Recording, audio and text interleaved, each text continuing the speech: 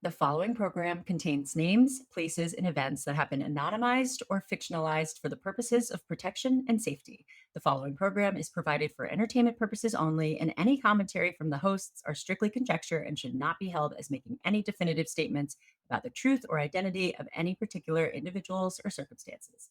If you or a loved one are involved in an abusive relationship, please call the National Domestic Violence Hotline at 1 800 799 7233 for support.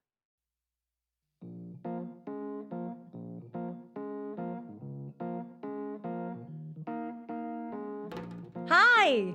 Hi. There has been a huge response to Bitcoin Boyfriend, so much so that Bitcoin Boyfriend was featured on Spotify. If you guys didn't see our story, we're so cool. It's like an editor's pick and it's so cool. And thank you for sharing it and talking to your friends about it. Some people wrote us that they're all the girls at their work all talk about it and have a little, I was like, it's like a book club, but a podcast club. That's so cute. But it's also so nice that these stories make you talk to people, because I think we do kind of need community to process all these stories, because it's like, damn, these people are crazy. Yeah, and we're just really honored that it's a really crazy story. Like we're so grateful that you guys share them with us. And so anyways, I'm like, everybody seemed to be really blown away by this story. But we do have some like, I wish I could tell everybody everything. We can't tell everybody everything, but we have heard of more people involved in the Bitcoin Boyfriend's case. He is not a one and done kind of dogfish. He has really affected a lot of people, and we are not going to stop digging until we find the truth about this asshole. So as we go in this process, we're going to try to keep our Patreon subscribers updated as much as we can about what we're finding. But until we have like hard evidence or hard answers for things, that will come in later episodes for everybody, of course. But if you are really interested in that particular Bitcoin Boyfriend Dogfish story and what we continue to find, that's going to be on Patreon for a little while. But it's not fun to find out more about this guy, but we got to do it. And I hope that we can take him down. Okay, so that's last week. Go listen if you haven't listened. But this week we have another story. It's very sad. There's a couple things in it, like just to be aware as you go. Like there's definitely some abuse and some pregnancy related trauma that comes up. I don't want to give everything away, but just be aware that, yeah, this person is so brave to share their story. They definitely went through a terrible abusive relationship. And I just want everybody to protect their hearts as they go into it. But it's an important story. And they were great guests to share it. We didn't know what trigger warnings to put out there, so just all the trigger warnings. Yeah. Like just know that this episode may be sensitive for some people. This is a doozy, as we always say, but it's always true. Yeah, it's a doozy. So let's get into it. Are you guys ready? Because I am.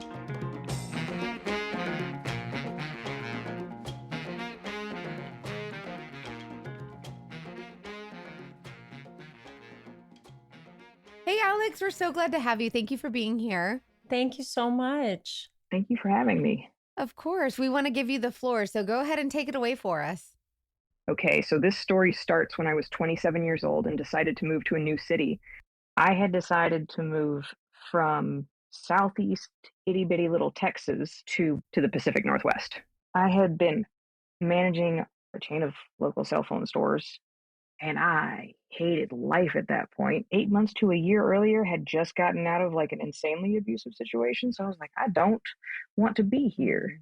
So I picked New York, New Orleans, and Portland. And Portland called me back in like 12 minutes when I sent my resume. And I was like, oh, cool, that way. And so you didn't know anyone in Portland. You just wanted to get out of Texas. I didn't know no one in the city, but I knew almost no one. I had aunts and a couple of cousins that were like just outside the city. It's not like I had an especially amazing relationship, or at least not an especially established one. They're great people. It's just not especially close. I did not consider that when I moved. So I moved and I was 27. And in the back of my poor little Southern Baptist brain, I was like, oh shit, I'm losing time on finding a dude and having kids. So that was part of my focus, which sounds ridiculous now, But coming from the background that I did, it felt like that was the most important thing in the world at the time. I'm 28 and I feel like that sometimes. Thank you for saying it sounds ridiculous because that makes me feel better about it, but I relate. That tick should not be as loud as it is for women. So, like a month or so into me being there, I download this dating app. We meet Jacob on Meet Me. And on his profile, he was like, "Hey, I'm, a very devout Christian." And I was religious, so this appealed to me. What I didn't realize was the difference in our understandings of the word devout. I was like, cool. Devout in the Northwest versus devout in the Bible Belt, two vastly different things. So in my brain, like devout is about where I'm sitting, which is reasonably devout, but not closed off to new ideas. But I don't realize this at the time, so we start talking and eventually we decide to meet up in person. So we meet up to hang out, and I was like, this is in the middle of the Pokemon Go phase. Oh my gosh. Do you guys remember what Pokemon Go was? Pokemon Go was where you had the app and the Pokemon and you would literally go all over the place to catch them, gotta catch them all, the Pokemon. Like, it was wild. It was great. It got us all out of our houses to go on long walks.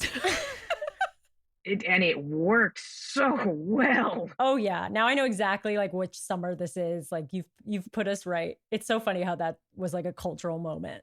Please tell me your first date was like a Poke date? Absolutely. It was a poke date? 1000%. Oh my God. I meet him at the Starbucks. It is also a Pokestop. So we start walking from there and we're doing the Pokemon Go thing. And the conversation is going great. And I'm kind of surprised how much I like this dude. But then he goes, "Hey, just to let you know, I spent some time in prison." And I said, "Okay." Oh, this is first date. First date, first Okay, first so he's meetup, like disclosing. super, very, very up. Looks to be very upfront. And I was like, "Okay, you gonna do it again?" "No." I was like, "Cool. Did you harm anybody?" And he goes, "No." And I was like, "All right. I think we have reached the end of where my business is in this, at least in this setting, right?" Wait. Because you've told me. Not the end of my business. What did he do? I didn't ask. I You didn't didn't ask ask. yet. Okay. Wow, you're very respectful. Well, yeah, I was like in that moment because he didn't know where I live. I didn't know if I was establishing like a full on thing with this human being or not. And he was so upfront. I just figured, I'm glad he's being honest. If this goes further, I'll get more information. But for now, this is okay with me. I see that you could be like, okay, it's early and I trust that he's communicating this in a way that feels okay. Your gut wasn't like firing off like, ooh, I got to run away. No, it was, "Hey, I just want to make you aware, and I'm a little embarrassed." That's how it came off. Okay. Did he say when he had been in prison? Later on, I asked the duration, and he was like, "I was Mhm. in for 10 years, and I got out about 8 months ago." Oh, wow. Okay. Yeah, that's not a short stint. I was like, "Okay." So we're a little cautious about this because, eventually that behavior usually comes out in some form or fashion. And I had just got out of an abusive relationship over a year ago at this point. I know what to look for, right? Like we've learned from our mistakes. So you're We've had some therapy and way, way too sure of ourselves at this point. Mm. So I'm just like, I'm going to take this slow, but I do keep seeing him.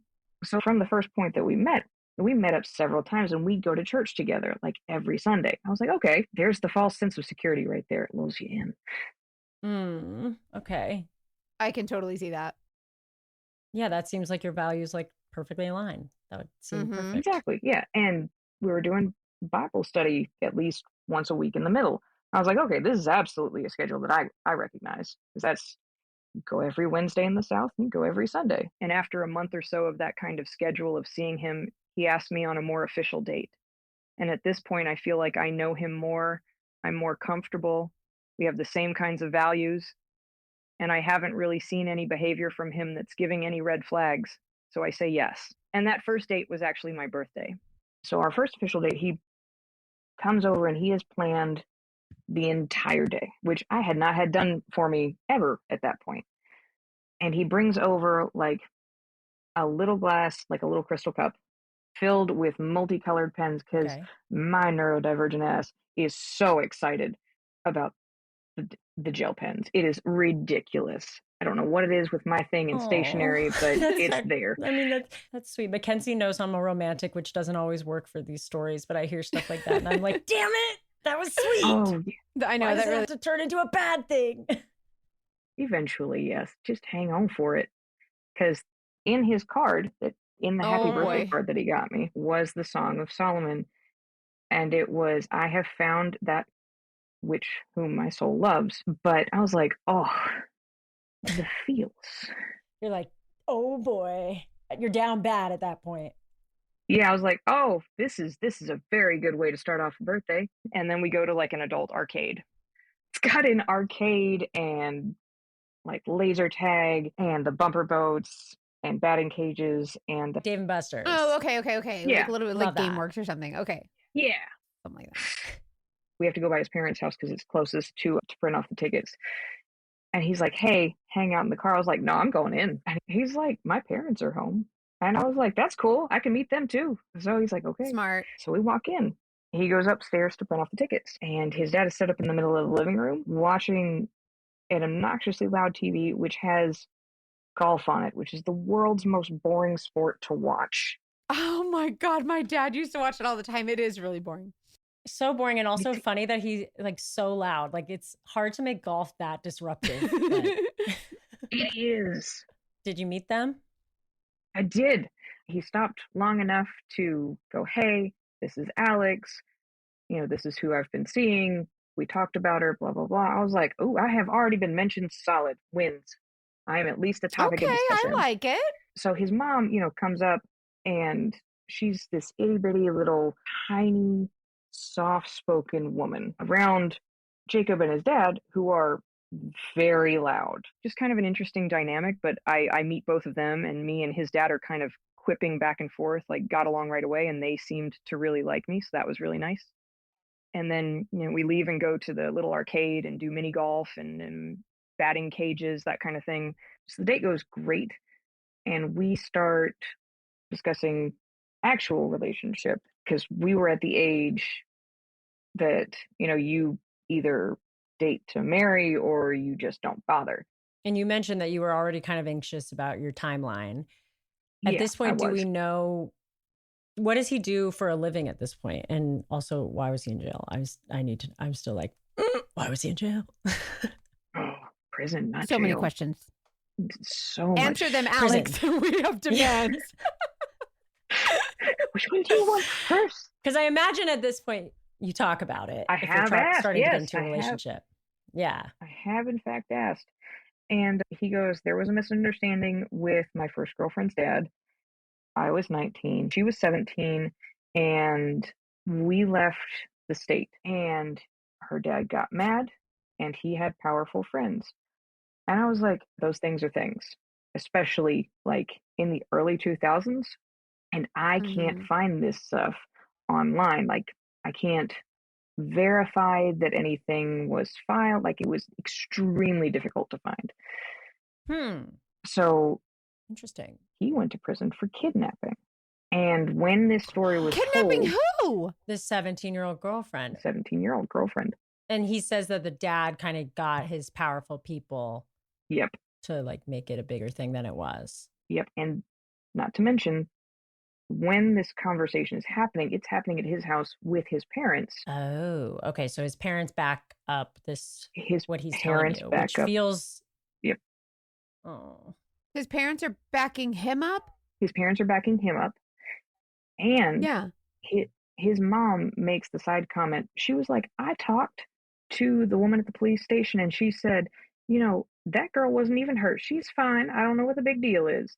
Was there, because he's 19 and she was 17, like were there any laws with the age gap? Yeah. in No, Texas? it wasn't the age. It was Like, the fact why that you was brought it- a minor over state lines. And it ended up being federal at that point. Oh my gosh. Okay. What? Okay, that makes a little bit more sense.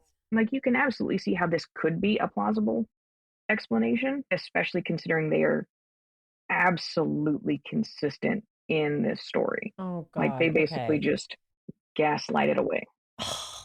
Okay. Yeah, no, this sounds so he's living with his parents and that seems like For some people, obviously, like living with your parents might seem like a red flag, but I feel like after someone's been in prison that long, it's kind of a green flag where it's like, okay, you're And kind of he's getting told back you, into like, life. hey, I just got out of He's prison. upfront. Like, I'm living with my parents, which makes sense. He's not established after Mhm. prison. Right. Well, yeah, and if you have a federal charge, Is he it's working? yes, he is. You have to be released to someone's custody, don't you? Yes, he had federal check-ins and all that wonderful jazz, but he was released into his parents' custody. Okay. And what was he doing for work? He was a personal trainer. Oh, okay. So was he like jacked, like really buff? Yes. Yes, I am a little shallow. She just took a swig from her drink after she said that. I'm a little shallow. No big deal. We all have it.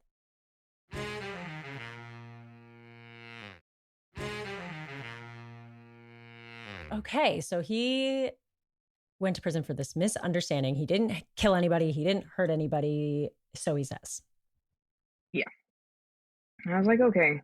And again, we have the parents backing up the whole thing. And they had backed it up with like, the newspapers that got wind of the story said he was uneducated, that he didn't graduate when he graduated early. Dude is actually super smart. So you're beefy and you're intelligent. Like, ooh. You're beefy and you're intelligent. That's great. Beefy brains. Beefy and I can have a conversation. So I was the heaviest I had been in my entire existence. And I'm dating this very fit human being. So my next question, because I eventually feel safe with this person, is, hey, can you help me fix this? Because I'm uncomfortable and I would like to feel pretty. And he goes, yeah, I'll train you. I was like, okay. And then like a couple days later, he's like, okay, I have dropped all of my clients and I am now focused on you. I was like, oh, that's a lot. What? Wait, Yep. what? Doesn't he need money? That was what I asked. He gets a different job as a moving helper. Wait, how do you go from personal Okay. trainer to movie? Okay, it's fine. Oh, it's fine. Go ahead. Sorry. Go ahead. That's a lot. I mean, and it's nice that he responded in such a way that wasn't like pressuring you to change anything about yourself and just like helping you with goals, but to drop everything to be like, this is my full-time job now. Like, you are my full-time job. I mean, my husband should probably do that because I'm a full-time job. How did that feel? I was like, that's a lot. I don't know how I feel with that much focus on me losing weight, because weight has never been a comfortable topic for anybody that grew up in the 90s and early 2000s. All of us have Yeah. retained some scars from, low hip huggers. Jesus Christ. I thought you were like emotional scars, but you're right. Oh my God. Well, also, like, yeah, going through that with a partner is a slippery slope because obviously you support each other, but this person's a trainer. And I can't imagine. Okay. So you're feeling like a little overwhelmed, I would imagine. I was like, that's a lot.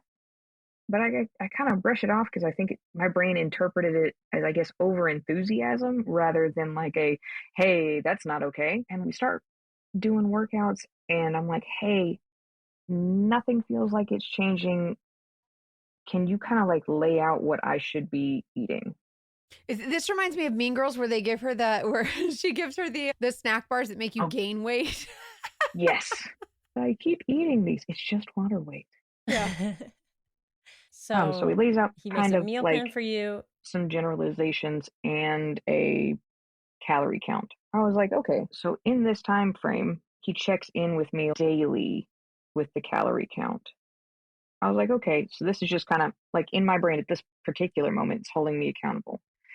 Outside of this aspect of our relationship, we are working on moving in because I waited a little bit to see if the moving helper was going to be steady, because I am a work 50 to 60 hours a week, get it done type person. And if you do not match my hustle, feel that. I cannot respect you as a Damn partner. straight. Don't let me Okay. outwork you. So he's proven that he works hard and Yeah. you want to move in together. How long has it been that you've been dating? So we've now been dating for like 6 months at this point. Okay. And I was looking for a place anyway. So we move in and also have to set the stage that we are celibate. Because you both have the same Because religious. they're religious values. Yeah. So like, and we discussed that it's still not a thing. Like we still do not, I don't know how to phrase that. We're waiting. But you're both on the But same you both page, and agree. that's Yeah, what's you both important. agreed on it. Yeah. You both agreed to it. Yeah. Yes. And like a month or so into this, I had dropped like 50 pounds Good for you. because Can That's I? hard to do. I'm curious. I have a question. go for it. So you said you check in with him daily about your meal plan and your exercise, and he's a big part of this process. On times where you maybe slipped and weren't doing as well in the process, how did he respond to that? Not well. Like, did you feel like he was okay? Like, was he mad at you? Say more. Say more. Yeah, like, so I was in immediate disappointment if I wasn't hitting a goal in weight for like the week, a Mm. calorie count per day. Like it's gotten really intense as time has gone forward. And like before we ever even moved in, I was like, I don't need the accountability at this point. Like I've figured out this is what works for me. This is what I can eat per day. This is what we're doing for exercise. And he's like, no, I will be checking in with you. So that to me sounds like it's starting to be emotionally abusive. It is, but I am now in it. Yeah. And you Yeah. started it in a way that was like, he's a trainer. These are my goals. They align. We're working together. Like I made it his business at that point. Yeah. Yeah. Okay. But it is interesting that he responded negatively when it wasn't, because that affects your whole Right. relationship. It's not like your fitness trainer who you're paying and then you leave. This is someone you're living with and seeing every day all the time. And you're valuing yourself based on how your relationship is going. That's hard. Exactly. And you produce the same amount of dopamine with a argument that you do with a happy moment. So it's really easy to get caught in this messed up cycle because you're That's such still an interesting statement too. Did you guys hear that? It's the same amount of dopamine. It's the same adrenaline. It's the same pump. I think that's why when you like fight, sometimes you feel like you love someone even when it's toxic, because you're like, I feel so strongly about this person. I must have strong feelings for them. And it's hard to recognize when they're not those feelings. Yeah. So while we are having these intense check-ins, general day to day isn't that bad, but like he started getting very nitpicky critical. And like I made breakfast every morning. I made his breakfast, and by the time I'd get his correct, something else would need to be done. Something else Oh. wasn't sufficient. Like there's a gradual just flicking a nerve on, hey, you're still not quite perfect. How are you feeling at that point? Because it's not like somebody said, I quote this in almost every episode. One of our guests was like, you can't see the forest through the trees when all the trees are falling on you at once. Like it's hard to know what's going on, but I imagine From Little like, Cop of Horrors, that's who said that. Yeah, that episode. Like what were you feeling at that point with him? Well, like I'm frustrated, but it's really hard to explain because I'm an insanely different human being than I was at that particular moment. But like I did not like me. Yeah. So the critiques in my brain when he was saying them, while they sucked and they hurt and they were absolutely uncalled for, made sense. Like my brain rationalized why it wasn't I get that. quite, yeah, that's what I deserve. Like, oh yeah, that makes sense. I probably, or maybe I did, and it just rationalized from there. And there are just enough happy in the middle of these to kind of cover it up. That's another great thing that you said. There's just enough happy to cover it up. Like there's like, okay, but there are some good times, and it's rationalization. Exactly. Alex, the amount of people right now who are probably listening and going, ugh, yes, I've so felt that is probably huge, just so you know. Like, I feel like what you just said is really powerful. As long as someone gets this info and kind of relates enough for them to at least question a bad situation that they might be in, I'm down. That's our whole thing. Preach. Yeah. Because it took me a whole therapist to try and figure out if it was me or not. We always think it's us, don't we? Yeah.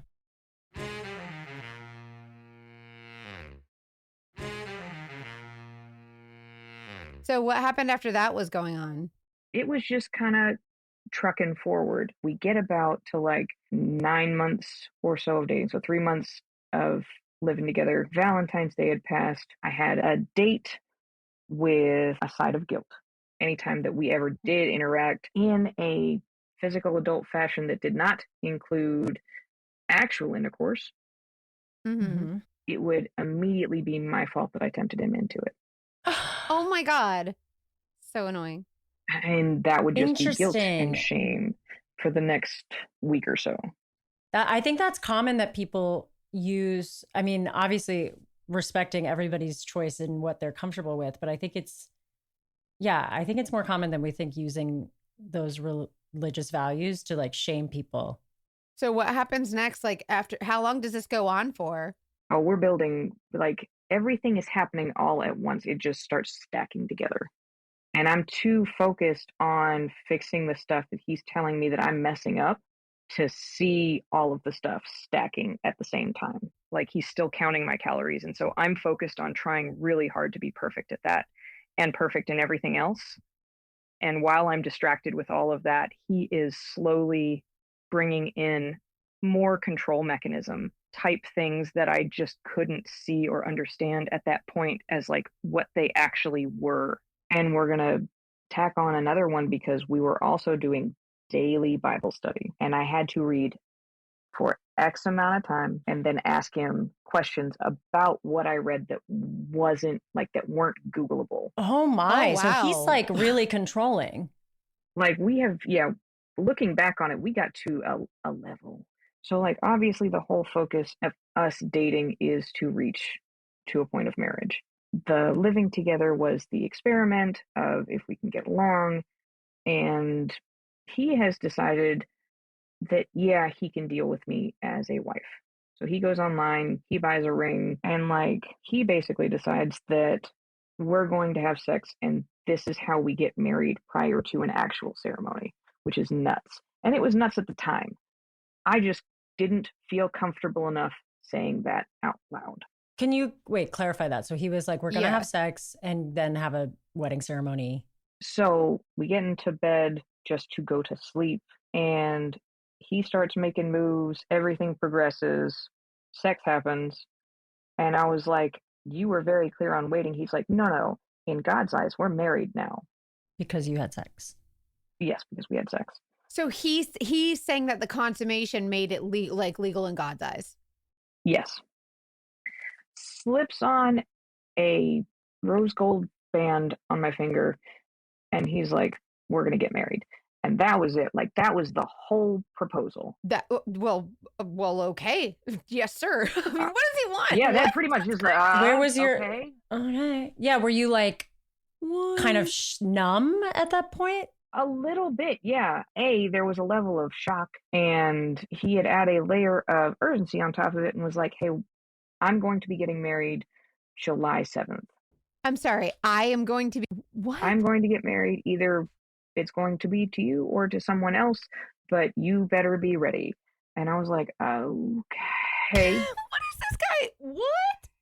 What a way to talk about things. And this is at this point been his gradual development. And you're like so tied to this person now. Oh my goodness. Right? And I'm That's just so like, okay, weird. this is weird. Did you just say like, okay, like let's go? Do I get a dress or what? What do you mean? Like, do I get a white? Like, what do you want me to wear? Like, what happens?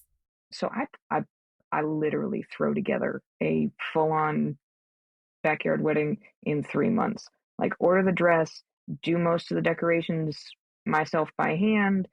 No one was there that I knew outside of my parents and my grandparents. But your family was part of it and they knew him. And did anyone feel like he was bad news, or everyone was like, this is great, happy for you? Yeah, that's a good question, Hannah. Like, was everyone like, girl, this guy is woohoo cuckoo for Cocoa Puffs?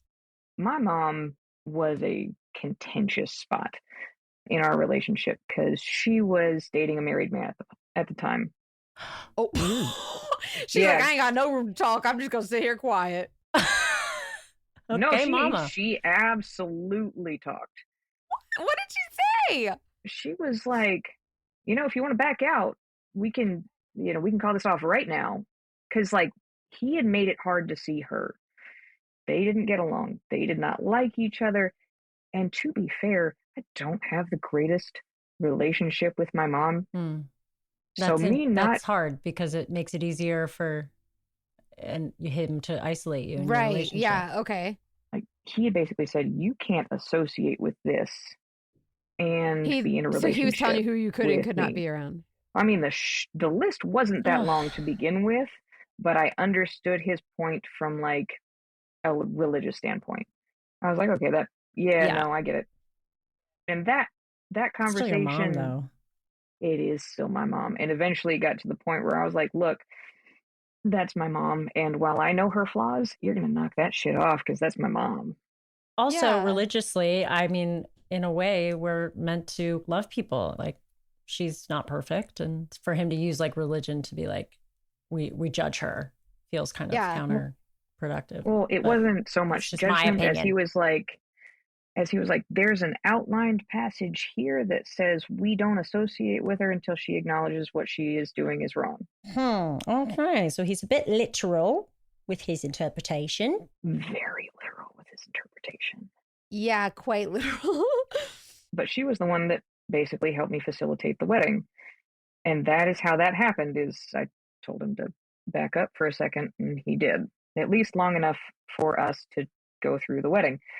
So we go through that. We do a honeymoon, and the honeymoon got cut short. It was supposed to be for like 4 days.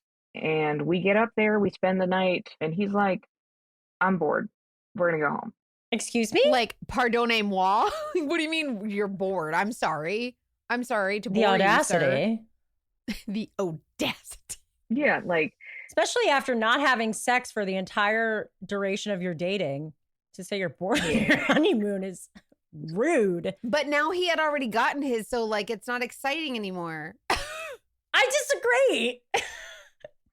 Sex should be For him, that's what I'm and saying. healthy. It seems like is because like he got his and like now he's like, man, the honeymoon's no fun or something. Oh my God. This guy must have been making you feel like dirt. Like I hate yeah. this. I hate absolute this. shit. Yep. Okay. And also, who does he think he is? Like, sir, you just got out of prison. You need to lighten it up because you don't have. There's not a lot of women who would like probably date you. So chill out. Ugh. I should have been one of those. Okay, so you come home from your honeymoon early.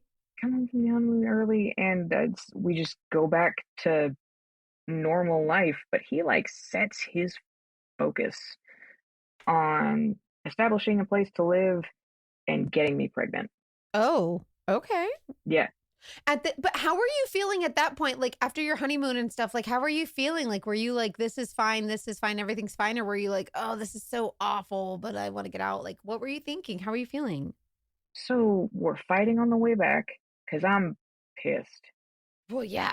So like, don't get me wrong. Like I am disappointed in that fact, and I am just trying to get past it because Sure. I've now started an existence with this human being. And in the back of my brain, I'm going to work it out until it's good. I'm going to fix it until it's good because I have tied myself to this person, and divorce is not what we are aiming for. Like, we didn't go through all of this shit. We didn't get everything back in line. We didn't pick an entire life up and move it to not be successful. So, like, the shame of failure is playing a major part. It also 'Cause it just would be- feels so daunting to get out of a serious relationship once you've put that much time into it. I Yeah, think it's for so sure. Yeah. you just are like, how could I possibly not That's what a have lot of this people my whole face when life? they know they know they need to break up, but they're like, I can't possibly. So, like, I am just trying to push through. And it's one goal after another. So at least I have something to focus on. Like, all right, last 3 months, I was focused on getting a wedding together. All right, next task is finding a place. Makes sense. Found a condo. And while we are not in the apartment and we aren't in the condo, we're staying at his parents' house. And every single day at that point, it's, hey, when are we going to have a baby? How are we working on this? Oh, well, I mean, that's cute sometimes, but coming from him, I feel like that's not so cute. It feels like it's like him in his personal training where he's like, you're Yeah. disappointing me because you haven't gotten pregnant. Yeah. Yeah. And I started to feel that way. Like, I started to feel bad I get pregnant like maybe a month later. Oh. Okay. Quite quick. But again, we had that whole thing like just actively ticking. I'm now 28. In my brain, you're supposed to have them before you're 30, and just going through all of the statistics that I'm supposed, like all the milestones I'm supposed to be hitting by this point. That you're supposed to be hitting. Ew. Yeah. I love being a woman. Right? All of the dreams just planned out. I want to hear how you felt when you got pregnant. I wanted a family. And that can often make you ignore a lot of the issues in the relationship because you're just so looking forward to your family starting.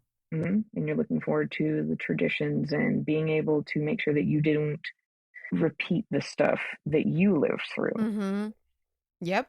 And you get so focused on that you are not avoiding your own mistakes. So I'm excited that I'm going to have a kid because, again, in the back of my brain, he hasn't proven that he's completely useless. He does help out around the house. We do rotate chores. He does bring in money. Okay, I can work with that. I've seen less effort. Sure. But I am glad that you found excitement in it. Like it was I'm glad that you were able to find a little excitement. Oh, I was excited. He was blasé. Really? I was like, you Really? have been asking me. Yeah, like I have this one Nothing is enough for this guy. undeniable success about what you have been asking me to technically get done. Like, I think he's an abusive narcissist and nothing will ever be enough for him. I think you would be correct. That's my unprofessional opinion. I am not qualified. Sounds professional enough to me. I concur. Would you believe me if I told you there was a podcast that was haunted? Dun, dun, dun. It's called Two Girls, One Ghost. LOL. It's hosted by Corinne and Sabrina. And they didn't want to believe it at first, but 5 years later and hundreds of encounters submitted by listeners later, they can no longer ignore that Two Girls, One Ghost is the most haunted podcast in America. We're talking ghosts, EVPs in episodes, spirits making contact with listeners, orbs darting through their YouTube videos. Those are just a few things that people have told them about after listening to their podcasts. So they're paranormal enthusiasts. And I love this podcast because it sounds, they have a similar dynamic to Mackenzie and me, I feel like, where it's like friends telling these stories. But theirs are the deepest, darkest, spookiest stories about the spookiest places in the world. And they deliver a lot of research, history, and spine-tingling tales.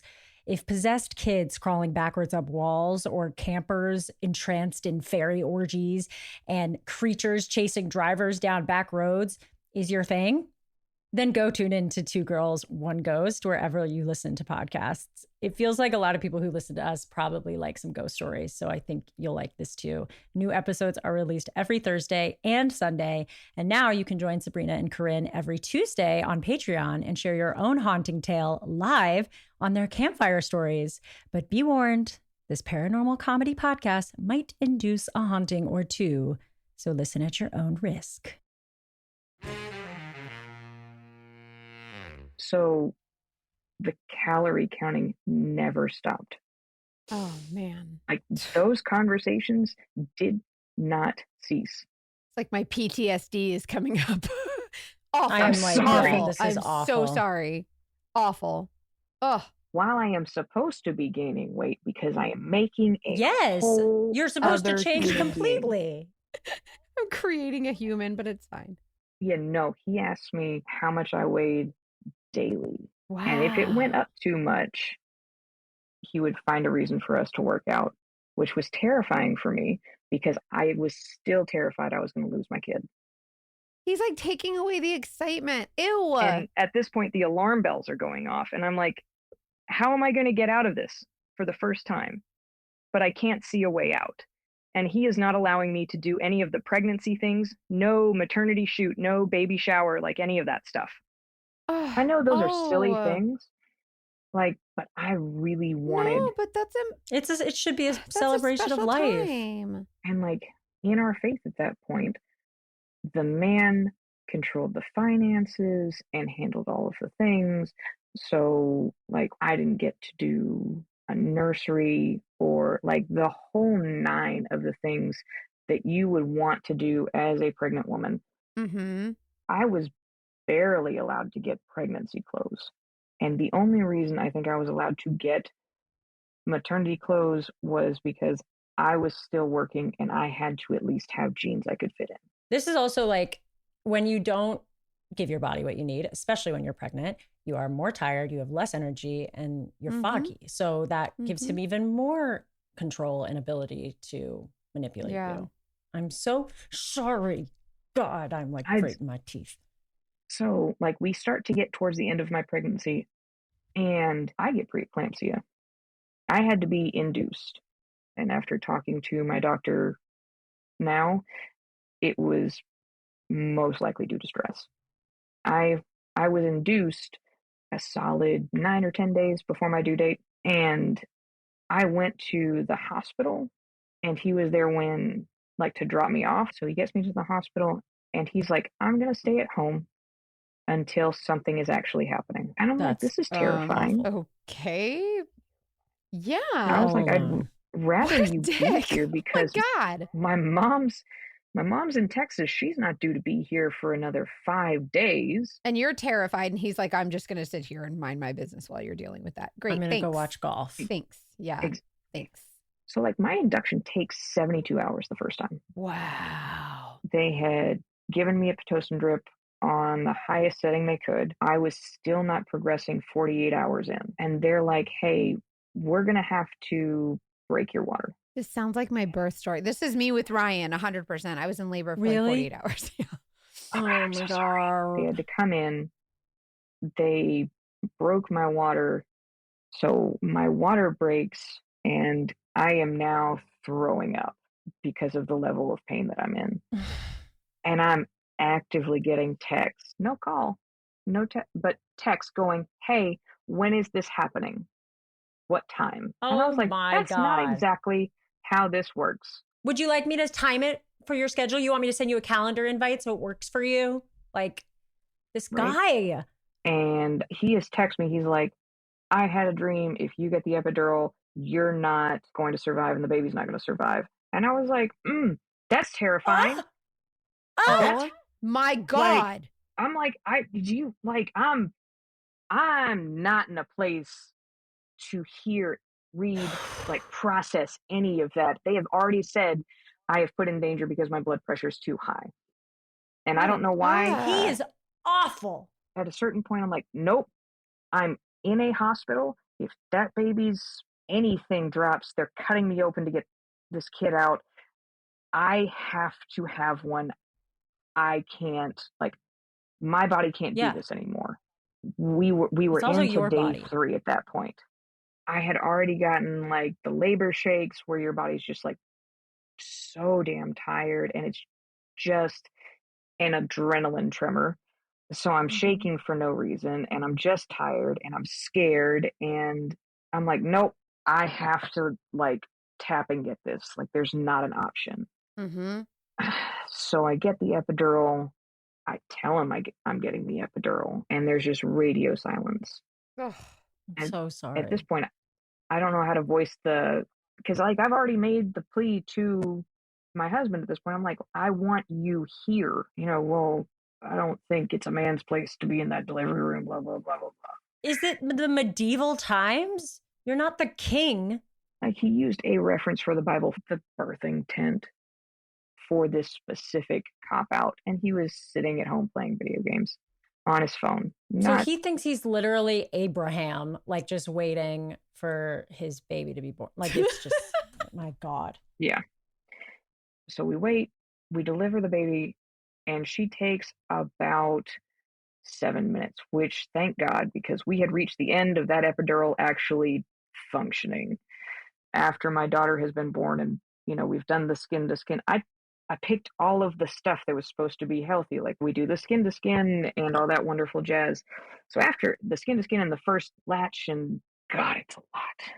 And then once everything is done, he comes in and holds our daughter. So, like, due to protocol, because you can have a stroke after you've had preeclampsia a couple days later after giving birth, he is actively pushing for me to get out of the hospital. Like, you need to come home. You need to make them let you leave. So I spend a few days in the hospital not as long as I should because he is telling me he wants me home, but I spend as many days as possible. So we get home and like the original discussion with, hey, how are we doing this? In shifts. He's going to take the night stuff. I'll take the day stuff since he is working and I have maternity leave. Okay. Things that make sense, not a big deal. But as soon as I get home, he's not doing anything, not helping at all. Everything is just entirely on me. He's so supportive. Hate this guy, but whatever, it's fine. And I have postpartum anxiety and I'm just not doing well, but he isn't helping and he is still asking me about my weight. It has extra hormones that are getting added already into the cocktail of hormones that is your body because it had a baby, it doesn't have a baby. Yep. It's trying to heal a plate-sized hole in your abdomen.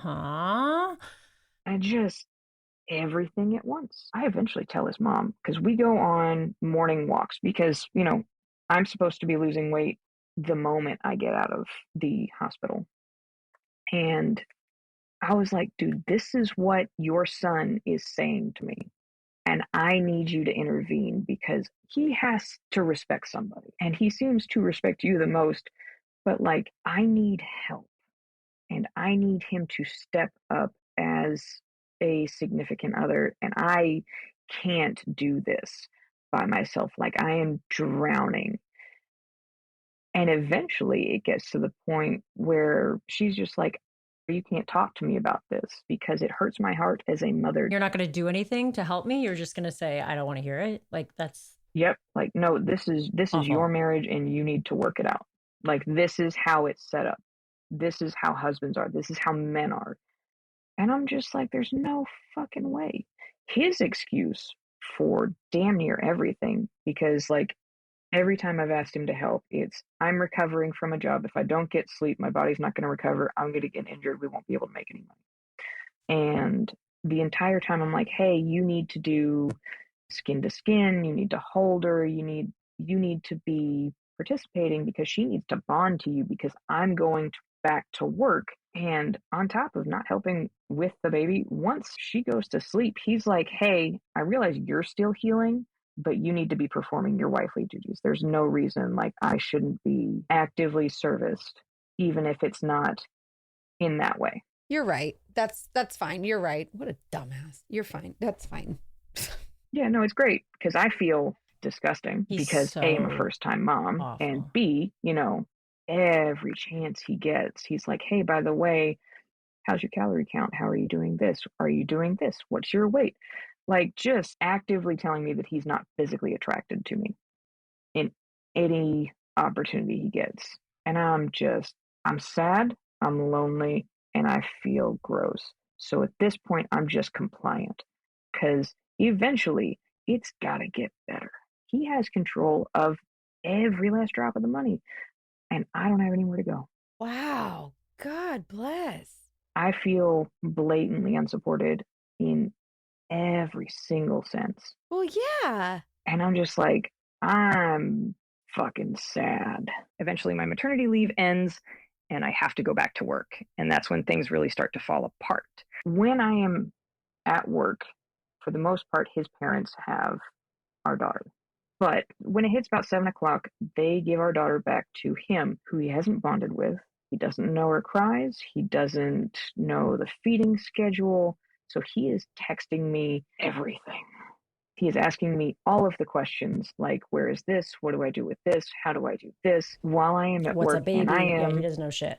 Terrified. He'll ask like, hey, she's screaming. Do you know why? I'm like, I don't know. And I give him like a list of things that were suggestions. Because you're an idiot. And then he wouldn't tell me if she stopped crying or if she was okay or anything. It got to the point where I was begging his parents to keep him until I can keep her until I can come home. Because eventually he makes the statement, I'm just going to set her in her bassinet until you get home and she can cry herself to sleep. She's 3 months old. We're in a 3-hour time gap of when they drop her off to when I get home. And my brain is not focused. It was terrifying because I'm like, she's going to fucking choke and you're never going to know. I'm so sorry. You do not deserve to have a partner like this. So how long does that go on for? And then what happens? Like, how do you resolve that? It gets, resolution is a thin way of explaining it. I bet. He's like, I'm not going to take care of her. You need to put in your 2 weeks. And again, at the time, I didn't know how much of the income I was contributing to because I didn't have access to the bank. So I put my 2 weeks in because he has now opened his own moving company and he now goes on jobs. So as long as he is hitting X amount of jobs, we should be able to financially be okay. The day of, like, the last day of my 2 weeks, I go home and I take a pregnancy test and I'm like, damn, Great. it's positive. Because, we get past the 6 weeks and we have to be performing that wifely duty thing. Yeah. And he does not believe in contraceptive. Oh no. And I went home with a pack of birth control pills. I hid them and then felt too guilty about lying to him and taking them Mm-hmm. that I stopped. My brain went, we now need to stall or take what little change we can get and start hiding that shit so we can get out. Because we've hit a Oh, so point of lunacy. Yeah, you we've hit the nope, getting out of the marriage. we gotta get out of it. Whew. Okay. But now I'm unemployed and I don't have health insurance, so I have to go on government assistance. And 2 or 3 months into me not having a job, we filed taxes. I looked at the W-2 that we had gotten. I realized how much of our income was based off of what I made. And I was like, oh, this is bad. I made 75% of the income. Oh, what is going on in his noggin? And the cost of living is going up. We're not making enough. And he's like, hey, we need to move. And I'm like, okay. And you're meanwhile in the back trying to leave the marriage.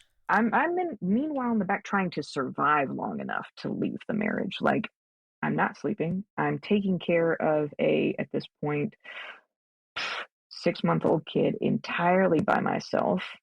I'm What a making fuck another stick. kid. I hate this guy. I'm still having to do absolutely everything I was originally supposed to be doing in those moments. And I'm still not living up. And I'm just an empty husk at this point. So when he suggests moving to a different state that has lower cost of living, I'm like, I'm not moving somewhere I don't have family, which is where my dad is. And dad has now seen a good chunk of this unfold. And he has done his best to hold his tongue. But when Jacob leaves a solid week ahead of me and now the 2 babies, so like, when we were moving out of our condo, the day he said to pack was the same day I had a checkup. I was preeclamptic again. I needed to be induced. He said I planned that. Ugh, You He was like, planned it. "You did Okay, this good. Good for to you. your get fault That's again. right." And he's like, "You did this to get out of moving the stuff." And I'm like, Yeah. "I'm 9 Good for you. fucking months pregnant, Great dude." how You did have a that. literal moving company. That's your job. Move the shit. Exactly. So that birth only took 48 hours. Okay, so now we have the babies, 2 babies coming home, and you're supposed to be moving. Yep. My dad comes up to fly with me. So I am not transporting, an 18-month-old and a 1-month-old by myself. We get to the house, dad's house. A couple weeks go by and he finally goes, I don't know why you are still in this relationship when you are doing all of the things. Like, I don't know what you're scared of about being a single parent because you're already there. Interesting. And I was like, I don't know if you noticed this, Dad, but I don't have any money. I don't have the ability to get money. I don't have the means and he goes, I'll pay for it. Good. Thank you. Dad. And it takes me like another month or so to like finally take in that A, that's an option, and B, that it's an option that I'm gonna try and take. Jacob is just getting more and more angry, starting more and more fights, accusing me of getting between him and God and telling me that he would kill me and the kids before he lets that happen. And I'm honestly just terrified at this point. I am in therapy at this point. My father is paying for my therapy. So, to be very clear, if I didn't have help, this would have been a significantly longer process. Of I am course, no. extremely grateful for the help that I got. Heck yeah. So yeah, and the initial visit for the therapist was, hey, I can't tell if I am postpartum sad or if I exist in a bad marriage sad because I've been gaslit so much that I can't, like, my brain's nope. Logically, looking back at it, going, lining up the events, you can absolutely see it's not me. Right. Swimming in it in survival mode, you cannot figure out where No. north is. No. And I hope you don't feel it's hard. It's hard. I know everyone that comes on talks about the shame that they feel, but it's exactly that. Like you don't have the same clear vision and control when you're in the middle of it. And they are good at what they do. Yeah. And while I was trying to see if I wasn't crazy, I start recording some of the arguments and I'm sending it to my best friend. I'm like, A, I need you to listen to this and see if I am the ass because I can't tell. And B, I need you to have these in case something fucked up happens. Mm-hmm. And she goes, have you run a background check on him? Uh-oh. I was like, no, because I'm an idiot. You never. No, you just didn't think to. She runs a background check. And she's like, did you know he has a felony kidnapping charge? And you're like, yeah. And I was like, I kind of understand that situation. And she's like, do you realize he had a gun in the car? I was like, no, I did not. Come to find out, this 17-year-old had broken up with him. And he decided that if he could get her in the car and just talk to her, that he could change her mind. So he really did kidnap her. Yeah. He legitimately kidnapped her. At gunpoint after saying that he was going to kill her family if she didn't get in the car. Oh my God. There was an Amber Alert, and there's exactly one article, and it is from the perspective of the trucker that caught them. How did the trucker catch them? The trucker had seen the Amber Alert, and he happened on them on the interstate, and he noticed that, when they got off to get gas, and he was also apparently refueling, that she was acting really scared, and he was acting like the dickhole that he is. He saw the Amber Alert, compared the license plate, and went, oh shit. Yeah. That's the car everyone's looking for. And that's how they got caught. That's how he got caught. Yep. Calls it in, subtly follows them as he is holding the gun to her while she's driving.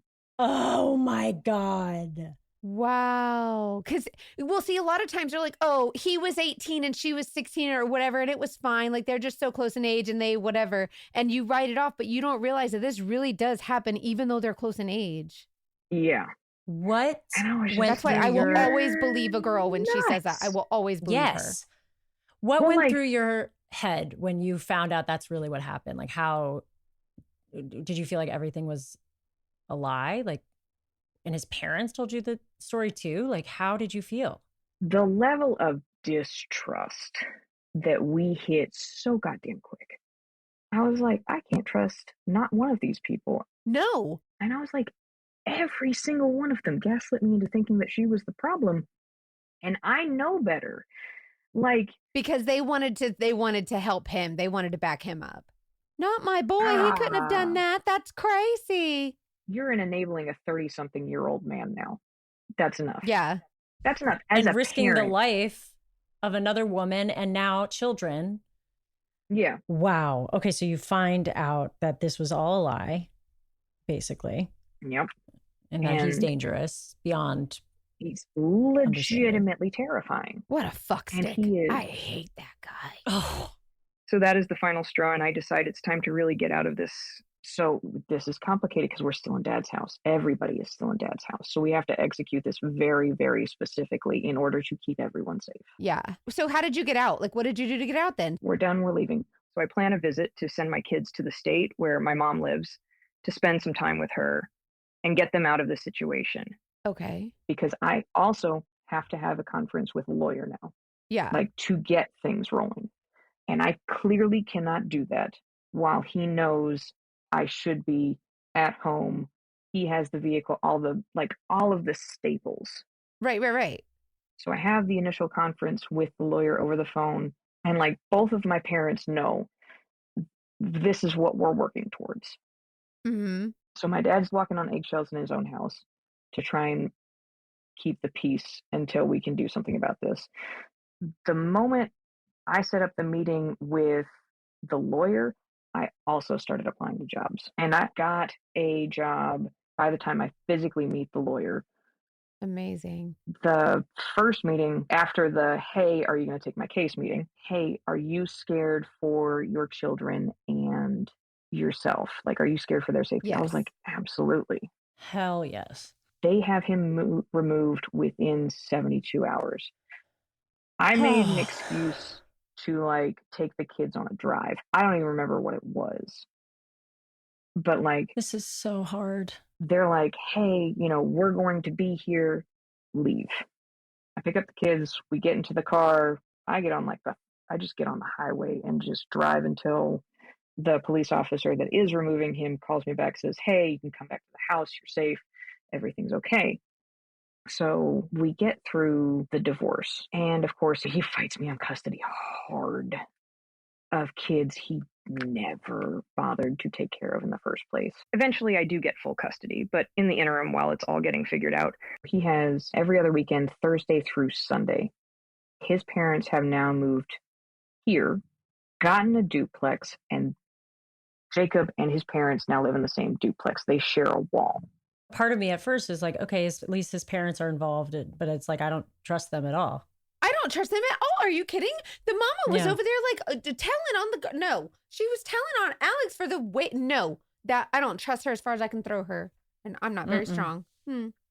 I find out he has moved someone into the duplex, and This is their after name. you've gotten divorced and you're like, It's after moved we've on a gotten little bit. divorced, but the divorce decree he put in, he was super specific about it, that no persons of the same or different gender shall spend the night or live with either These kids. person while the kids are there. He moves Sharon in. Sharon had come up in our relationship once or twice. And Who's Sharon? Sharon is someone he met in an online game. They had a brief relationship. When was that? When did they have their gaming relationship? Jesus. Before we had ours, but Okay. Sharon would pop up every so often. And this is when I find out that Sharon and Jacob actually never stopped seeing each other and were together the entire time that Jacob and I were dating, married, having kids. They were in an on again, off again relationship that entire time. And Sharon cannot have kids. So this is when Jacob also says to me, during all of this custody stuff, when I'm obviously fighting hard for full custody, that the only reason he was ever with me was so that I could give him kids that him and Sharon could raise. He's like, that's fine. We'll find somebody else to have our kid. I was like, I'm sorry, what? He Further wanted you to have the explains. babies because he had a relationship with Sharon and they wanted a baby and they wanted you to just donate your baby. Yes, the entire time this was my transpiring God. behind my back, even during the marriage. Wait, really? Yeah. That's why he was pressuring you to have a baby, and that's why he like didn't care about you. So Sharon could have a baby. Ew! I know. I'm like recap. Jacob has somebody that he wants to be with while So he's with he you. just wants her to be the don't, like he just thinks you're gonna just like give up your baby. Wow. What a This story. is my head is spinning. So yeah, so you get custody. Thank God. Is that the end? Do you have like an update? So now on- you have full custody and what now? So long story short, I get full custody and he is living with Sharon until he has decided that he no longer wants Sharon and has found a wife in the Philippines. So he puts in there that What? hang on, I know it's nuts because he's nuts. So from what he said and his lawyer said, he moved to the Philippines and hasn't seen or contacted either one of the kids since last February. Okay, fine. Stay the hell away from me. Bye. Okay, I was fine. about to say, but he stays away from the kids. And I think that's where we're just going to live. Good. And the only reason I haven't pursued to alter his parental rights is because we put in a clause in that statement that if he ever came back to the US and tried to contact the kids, he would immediately owe every cent of back child support as it was set prior to that agreement. Good. Hold it over his head for the rest of his So damn he's not life. coming anywhere Good. near them. He's not coming near them. Like, I feel really bad for the kids, but also like, so there's a situation where you have to think of like, oh, you got to teach the kids compassion, and that's their dad. So like, obviously they are entitled to know their dad, right? But there's also a matter of safety, and I don't give a shit about entitlement. I don't give a shit about teaching them compassion. You will absolutely be safe before I give a shit about compassion and Yeah, you have to else. I look don't out care. for yourself first. You don't let your compassion come before your self-respect and Nope. protection. You can teach compassion from a distance. You can teach that. You can teach you. No, you can do that from a distance. They don't have to see him to. No, we're going to keep them safe. Good for you, Mom. What your job is to be a good mom and to support them and love them exactly where they are. And when they ask questions, you can answer them however you see fit. But for right now, they are safe. They are in their mama's arms who love them and take care of them. And that's it. That's all. And you that got matters. them out of a bad situation. Yep. That's it. That's all. I don't care about anything else right now. I don't care that, oh, they deserve time with their dad. Sure, they absolutely do. But he obviously screwed that. He screwed the pooch on that one. So let's just, keep them safe for now. Yeah, 100%. That's that at that point, that was it. It was literally just a go away, they stay here, period. How long has it been since that? So that's been a year now, right? It'll be a year in February. Yep. And where are you Wow. now? Like, how Are you dating or like talking to anybody, or are you just single momming? I mean, dating as a single mom is a bitch, and we are in fuckboy central. So, Oh yeah. Amen, sister. That you're not Like- wrong, but how are you feeling about everything? Like, are you over him? Do you still have feelings of like sadness for him, or are you just doing not a your mom drop. thing and Not don't a give a crap? goddamn drop. Absolutely not. No. Absolutely Like, my kids not. are my button. I apparently have absolutely zero self-preservation, but the moment you're interfering with their happiness, no, I'm good. Bye. We're done here. Yep. That's it. Yep. That's the one thing. You mess with my kid, I'm done. Like, I will shut down completely, and that's it. And apparently he reached that point. Wow. Thank you so much for sharing your story. I know so many of our listeners are going to really, really relate to this, and they're just going to be so Yes. grateful that you shared this. So thank you so much. And you I mean, you've described a really clear picture of emotional abuse and manipulation that I know we mentioned it earlier, and I know it's really hard, but like that shame, as hard as it is to live with, you're not alone. And I'm sure you've heard that. I hope you've heard that. And I hope maybe telling the story has felt like you can go through it and recognize what happened to you in that. This guy's a dogfish You're not to an the max. idiot. Like, we're done. He's done. We're Oh done. my God, He's lying done. about what he went to prison for and Sharon, and I'm like still I spinning. can't. We're done with him. Yeah. We're done. Yeah. Well, we're gonna need some updates from you, Alex. Like, we're gonna need some updates if you find a man. We're gonna need some updates on just whatever, like whatever comes in your life. We would love for you to stay in touch with us, because I'm just so invested in this story, and I'm just so grateful that you shared it. Thank you so much for sharing this so that other women feel so much less alone. Absolutely. Yeah, no problem. If it fixes anybody having that question, like, by all means. If there's ever a moment someone is going, is it me? It's probably not. You're probably rationalizing. It's probably not. Absolutely right. and it's okay to question it.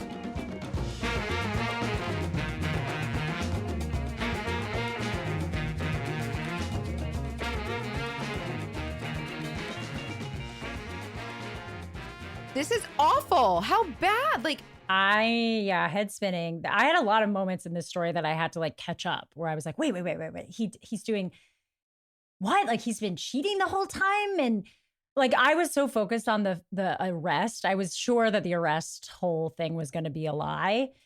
But then to also find out that he was wanting her to just make a baby that he could raise with somebody else. so that he could raise with another person, like, that couldn't have babies. That's weird.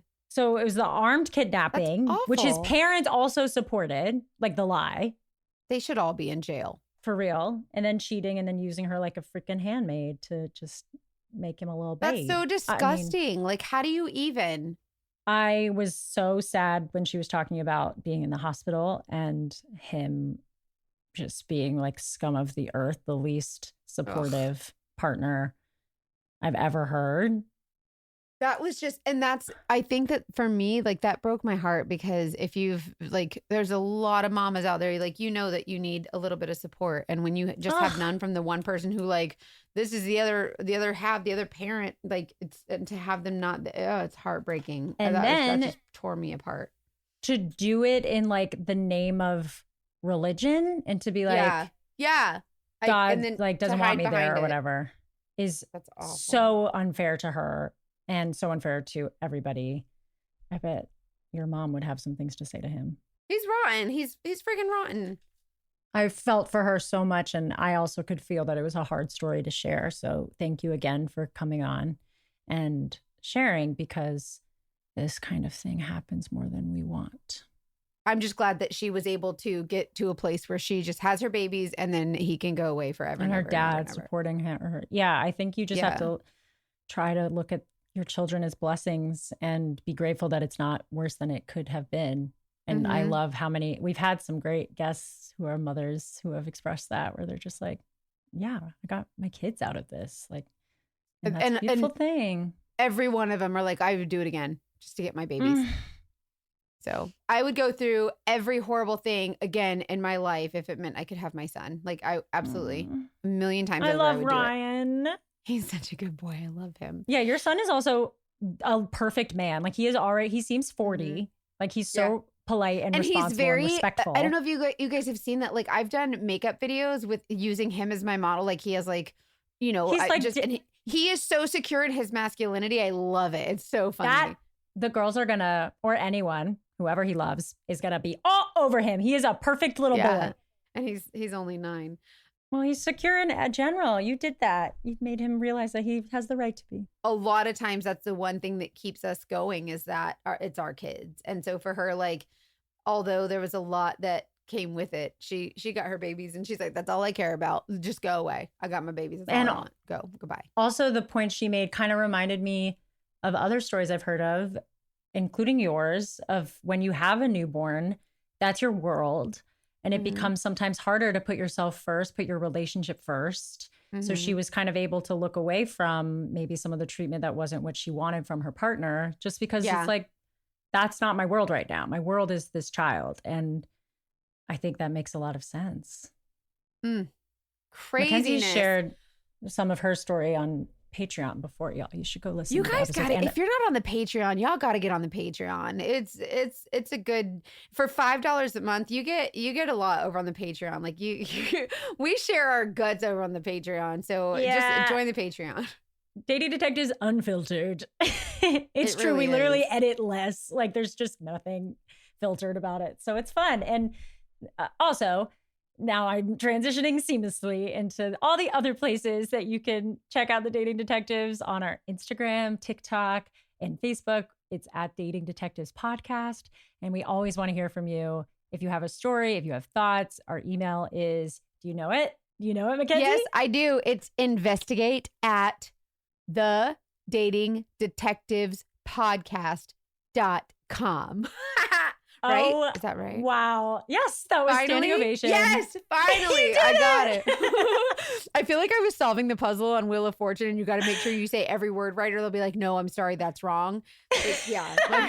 No, you nailed it. You won. And our website is thedatingdetectivespodcast.com, right? That's right. Yeah. The Dating Detectives And also, you guys, go on wherever you listen to your podcast and will you please give us a 5-star review? Because it makes us feel special. It just helps get more people to listen. So we appreciate it. But in general, we just love hearing your thoughts. So comment, tell us everything. Yes. Thank you so much. Let us know how we're doing. But we really do appreciate the 5-star reviews because it really helps our podcast. So thank you so much. We're so grateful for you guys. And share us on your socials too. Like, don't be afraid to share us or tag us. Yeah. And man, we got some stuff coming up. That's going to be fun. This is going to be a good year. I'm excited. I'm really excited. Aw, I love you. I'm excited to see you soon. Hopefully soon. Wink, wink. That's all I'll say. Maybe some live shows, maybe possibly. All right. Okay. You said it. There you go. Maybe, possibly, like maybe, I don't know. That's what some podcasts do. We don't know. We don't know anything. Maybe yet. if we like get a bunch of 5-star reviews and people see that it's a good thing, maybe we'll just come all over the country. That's something. Maybe if you Say hi to were everybody. on the Patreon also, you would know more information. I feel like we're shaming people. Fine. We are Patreon That's shaming. effective marketing. No, we're totally, no, seriously though. Well, it's just because we've been getting so much good feedback from our Patreoners. So anyways, we appreciate we just appreciate you listening. That means a lot to us. So thank you so much. We love you guys. And As always, trust your film tuition. bye. Bye.